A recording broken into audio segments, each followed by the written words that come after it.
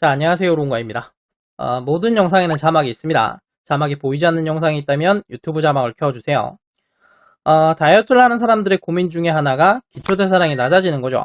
기초대사량이 낮아지게 되면 살찌기 쉬운 몸이 되는데 이렇게 되면 다이어트에 성공하더라도 쉽게 요요가 올 수 있기 때문입니다.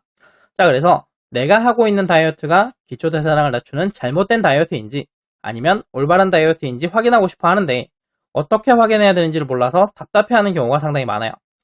이번 영상에서는 내가 올바른 다이어트를 하고 있는지 확인하는 방법을 알아보도록 하겠습니다.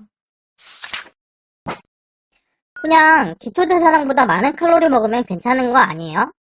기초대사량보다 많은 칼로리를 먹는다고 해도 기초대사량은 낮아질 수가 있습니다. 이유는 단순한데 사람은 자신이 먹은 음식의 칼로리를 100% 흡수할 수 있는 게 아니기 때문이에요. 자, 식이섬유가 풍부한 음식을 먹으면 다이어트에 좋다는 이야기가 있죠. 왜냐하면 식이섬유가 소화 흡수를 방해하기 때문입니다. 실제로 탄수화물을 그냥 먹는 것과 식이섬유를 함께 먹는 걸 비교해보면 식이섬유와 탄수화물을 함께 먹었을 때 혈당이 더 천천히 높아지는 결과가 나옵니다. 식이섬유가 소화 흡수를 방해한 거예요. 그러니까 탄수화물이 몸에 모두 흡수되는 걸 막은 겁니다. 자, 이거 외에도 현미와 백미는 칼로리가 비슷하지만 현미는 껍질이 있어서 소화가 힘들고 그래서 백미를 먹던 사람이 현미를 먹으면 흡수가 덜 돼서 다이어트가 된다거나 같은 고구마라도 삶아서 먹으면 다이어트가 되는데 구워서 먹으면 살이 찌기도 하죠. 자, 그러니까 먹는 음식의 종류나 어떻게 요리했는지에 따라서 몸에 흡수되는 양이 달라진다는 거예요. 사실 조금만 생각해보면 굉장히 당연한 이야기입니다. 사람이 음식의 칼로리를 얻기 위해서는 음식을 소화시켜야 되는데 사람의 소화기관은 기계가 아니기 때문에 몸의 상태에 따라서 성능이 달라지게 되고 음식은 종류에 따라서 소화가 힘든 것과 소화가 쉬운 게 있으니까요. 이런 걸 전부 무시하고 내가 먹은 칼로리가 내 몸에 모두 흡수되었을 거야 라고 가정하는 거는 굉장히 말이 안 되는 겁니다. 자, 이런 이유 때문에 기초대사량만큼의 칼로리를 먹어도 저칼로리 식단이 될 수가 있어요. 그 칼로리가 몸에 모두 흡수가 된 건 아니니까요. 그러면 어떻게 해야 되는 거예요? 그거를 이제부터 이야기해 보도록 하죠. 자, 저칼로리 식단이나 굶는 다이어트를 하게 되면 기초대사량이 낮아진다는 이야기 때문에 하루라도 음식을 부족하게 먹으면 기초대사량이 낮아진다고 걱정하시는 분들이 있는데 음식을 적게 먹는다고 해서 바로 기초대사량이 낮아지는 거 아닙니다. 자, 왜냐하면 기초대사량을 낮추는 게 굉장히 위험한 행동이기 때문이에요. 기초대사량이라는 거는 뇌, 심장, 간, 폐 같은 주요 장기에서 소모하는 에너지인데 기초대사량을 낮추기 위해서는 이 주요 장기를 약화시켜야 됩니다. 주요 장기가 약화된다면 당연히 건강은 악화가 되겠죠. 자, 그리고 이렇게 몸을 바꾸는 일은 단기간에 일어나지 않습니다. 시간을 두고 천천히 진행이 돼요. 그래서 기초대사량은 바로 낮아지는 게 아니라 시간을 두고 점점 낮아지게 됩니다. 이것 때문에 기초대사량이 낮아지고 있어도 그 당시에는 그걸 인지하기가 쉽지 않아요. 실제로 저칼로리 식단을 하는 사람의 대다수는 부작용이 심각해진 다음에서야 상황을 파악을 합니다. 이런 이유 때문에 음식이 부족하다고 해서 바로 기초대사량이 낮아지는 건 아니에요. 기초대사량보다는 먼저 다른 대사량이 낮아지게 되죠.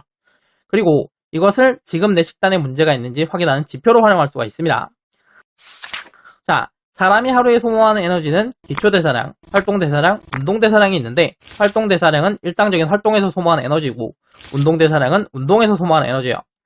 기초대사량은 낮추는데도 시간이 오래 걸리고 다시 높이는데도 시간이 오래 걸리지만 활동대사량과 운동대사량은 그렇지가 않습니다.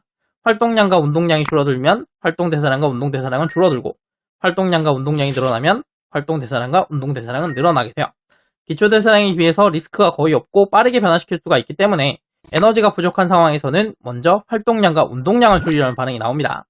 단순하게 말해서 식사를 제대로 하지 않으면 몸에 힘이 없어서 움직이기 싫은 건데 그런 상황이 장기간 계속된다면 결국에는 기초대사량이 낮아진다는 거예요. 그런데 다이어트 하면 몸에 힘이 없는 거 당연하지 않나요? 당연한 게 아닙니다. 자, 무거운 바벨로 운동을 하면 몸의 근육량이 늘어나게 되죠. 마찬가지로 무거운 몸으로 생활을 하게 되면 거기에 맞춰서 근육량이 늘어나게 돼요. 그러니까 체중이 70kg인 사람은 70kg를 받치고 움직일 수 있는 근육을 가지고 있다는 건데 만약에 이 사람이 다이어트를 해서 체중을 60까지 줄인다면 70kg를 받치고 움직일 수 있는 근육으로 60만 받치고 움직이면 되겠죠. 이렇게 되면 부담이 줄어들었기 때문에 여유가 생기게 됩니다. 이 여유가 활동량의 증가로 이어지게 돼요. 그래서 다이어트를 하면 몸이 가벼워지고 활동하기 편해지는 게 당연한 겁니다. 이게 정상이에요. 그리고 많은 체지방은 몸에 염증을 유발하는데 이 염증이 몸에 상당한 부담을 주고 그 부담이 피로감으로 나타나게 됩니다. 그래서 체지방이 많은 사람은 쉽게 지치고 쉬어도 회복이 잘 안 돼요. 다이어트로 체지방이 줄어들게 되면 이런 염증이 줄어들게 되고 염증이 줄어들게 되면 피로감이 줄어들게 됩니다. 잘 지치지 않고 오래 쉬지 않아도 회복이 될 수가 있어요. 그러면 당연히 활동량은 늘어나게 되겠죠. 자, 그러니까 다이어트를 하면 몸의 컨디션이 좋아지고 활동량이 늘어나야 됩니다. 그게 당연한 거예요. 애초에 다이어트는 건강에 좋은 거고 건강에 좋은 다이어트를 했다면 당연히 몸 상태는 좋아져야 되는 겁니다. 만약에 다이어트를 하고 있는데 몸에 힘이 없고 움직이기 싫고 쉽게 지친다면 그건 다이어트 방법에 문제가 있어서 활동량과 운동량이 낮아지고 있는 겁니다. 이런 상황을 계속 방치하게 되면 결국에는 기초대사량이 낮아지게 돼요. 지금 몸의 상태를 확인해 보시고 활동량과 운동량이 줄어들어 있다면 다이어트 방법을 바꾸시는 게 좋습니다. 간헐적 단식은 어때요? 간헐적 단식을 해도 기초대사량이 낮아지나요? 이미 기초대사량을 낮아진 사람은 어떻게 해야 회복할 수가 있어요? 기초대사량에 대한 이야기를 하면 관련 질문이 굉장히 많이 나오는데 예전에 만든 기초대사량 시리즈에서 대부분 다 답변을 했던 내용이요. 방금 나온 질문들도 전부 다 답변이 되어 있습니다. 지금 화면에 영상이 2개가 나오고 있을 텐데 오른쪽에 기초대사량 시리즈가 나오도록 해둘 테니까 기초대사량에 대해서 궁금한 게 있으신 분들은 클릭하셔서 보시면 됩니다. 이번 영상이 도움되셨다면 구독, 좋아요, 공유 부탁드리고 저는 다음 영상으로 다시 돌아오겠습니다.